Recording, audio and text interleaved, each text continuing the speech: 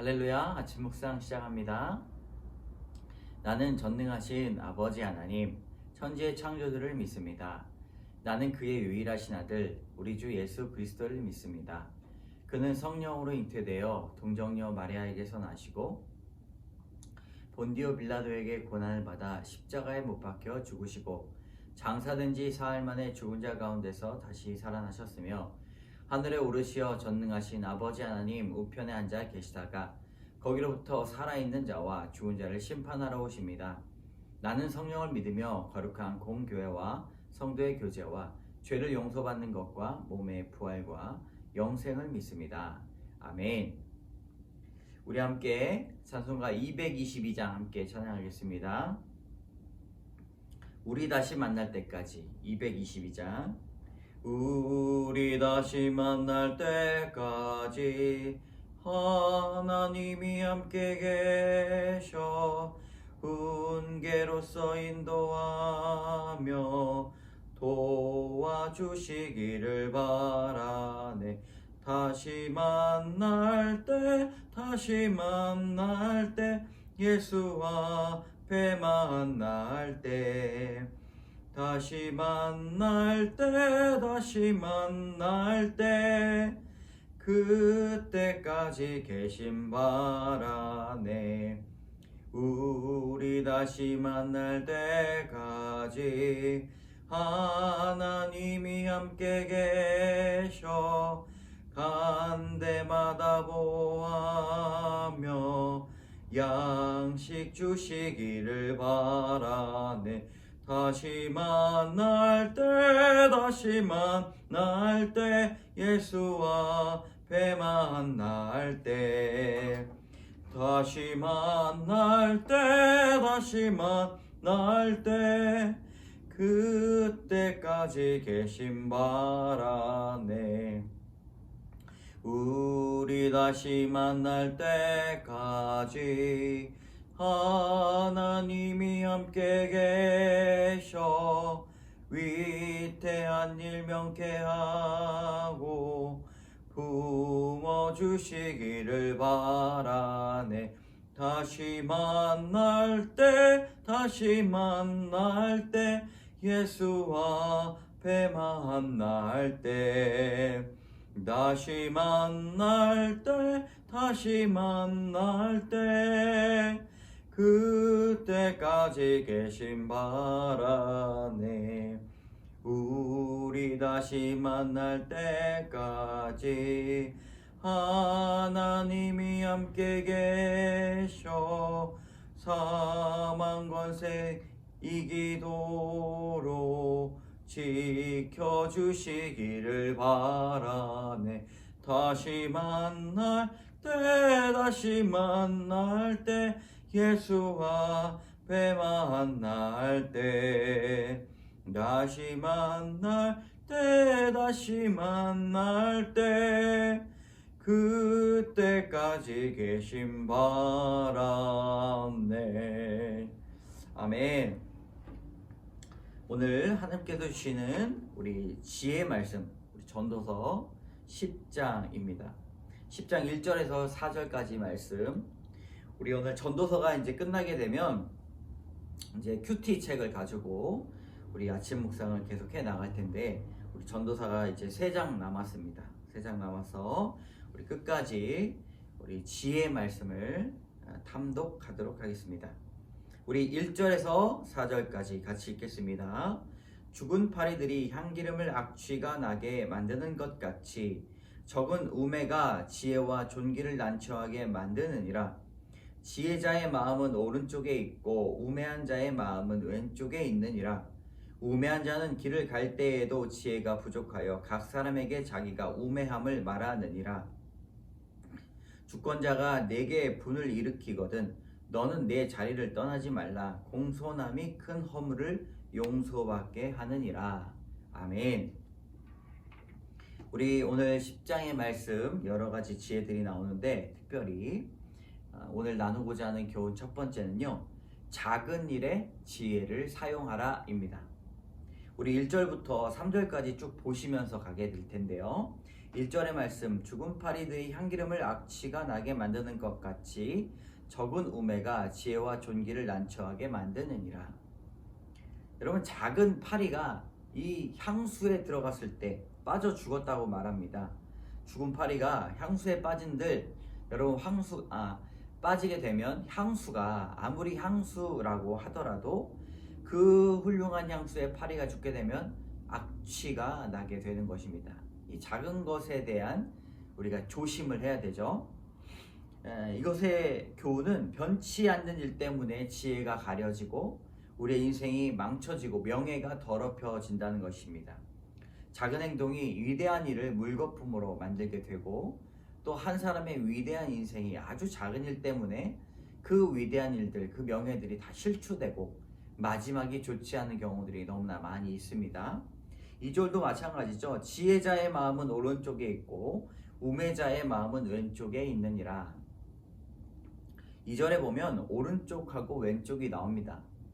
전통적으로 오른쪽 하면 옳은 일, 그래서 영어로도 right 해가지고 옳은 일, 의의 일, 이렇게까지 오른쪽에 대한 아주 좋은 해석이 있죠. 그리고 왼쪽은 그와 완전히 반대로 잘못된 것, 그릇된 것이라고 그렇게 사람들은 이해를 하고 있습니다.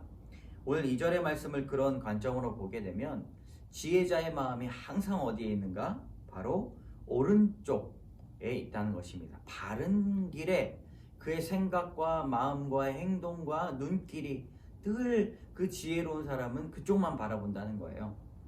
근데 어리석은 사람들은 가끔 실수로라도 오른쪽을 볼 법도 한데 항상 그들의 행동과 생각과 마음과 눈길과 발길이 이 그릇된 쪽, 어리석은 쪽으로 향한다는 것입니다.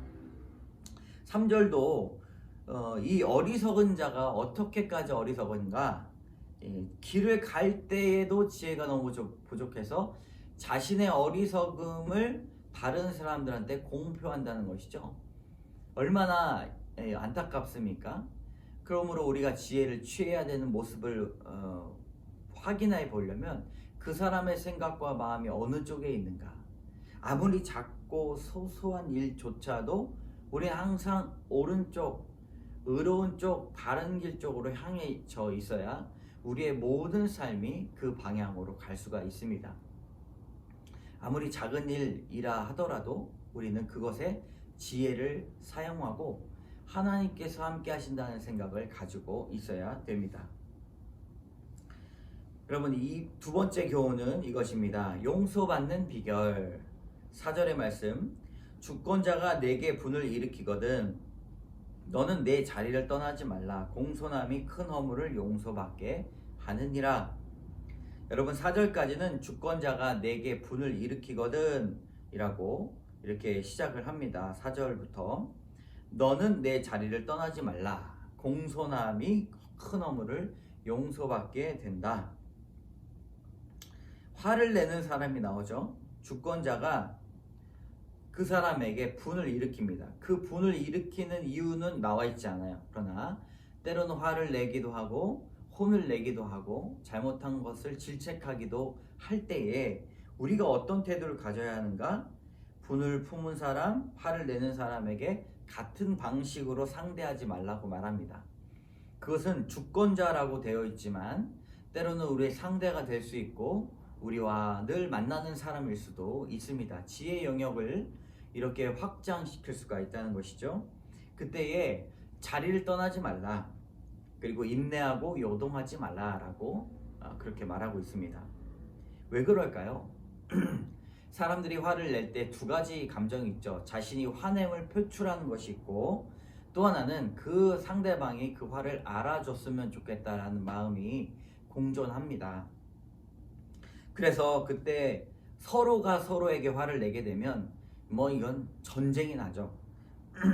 그러나 상대가 화를 다 내고 화를 표출하는 그 과정이 끝냈을 때 다시금 이성을 찾고 정상적인 사고를 하게 될 때까지 상대방은 기다려야 된다고 말하고 있습니다.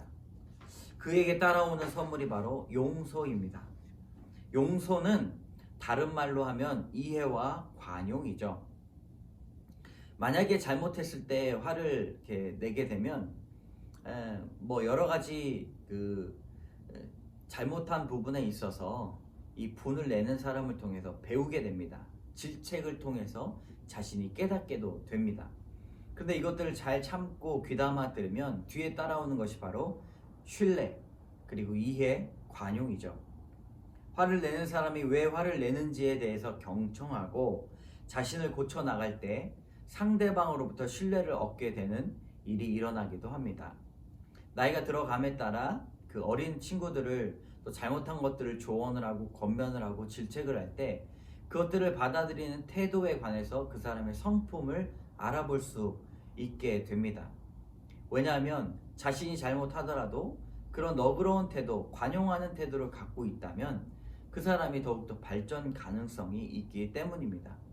그래서 더 좋게, 더 신뢰가 많이 쌓인 상황에서 좋은 일들을 함께 꾸며갈 수가 있죠.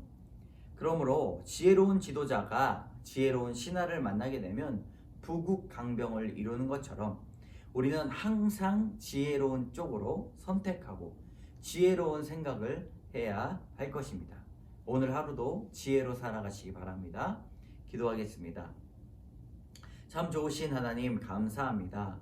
오늘 말씀을 통하여서 우리의 마음을 새롭게 하여 주시옵소서. 지혜로 우리가 살아갈 수 있도록 도와주시고 아무리 위대한 일, 대단한 일일지라도 작은 일 때문에 인생이 망쳐지는 그런 교훈을 얻고 우리가 작은 일에도 지혜를 사용할 수 있도록 도와주시옵소서. 하나님, 우리가 때로는 잘못하고 실수할 때 그것들에 반항하지 아니하고 경청하며 인내하며 깨닫는 그런 지혜자의 모습을 갖고 살아갈 수 있도록 도와주시옵소서. 이 모든 말씀 예수님 이름으로 기도드립니다. 아멘. 하늘에 계신 우리 아버지, 아버지의 이름을 거룩하게 하시며 아버지의 나라가 오게 하시며 아버지의 뜻이 하늘에서 같이 땅에서도 이루어지게 하소서. 오늘 우리에게 일용할 양식을 주시고 우리가 우리에게 잘못한 사람을 용서하여 준 것 같이 우리 죄를 용서하여 주시고 우리를 시험에 빠지지 않게 하시고 악에서 구하소서. 나라와 권능과 영광이 영원히 아버지의 것입니다. 아멘. 함께 말씀을 놓고 기도하겠습니다.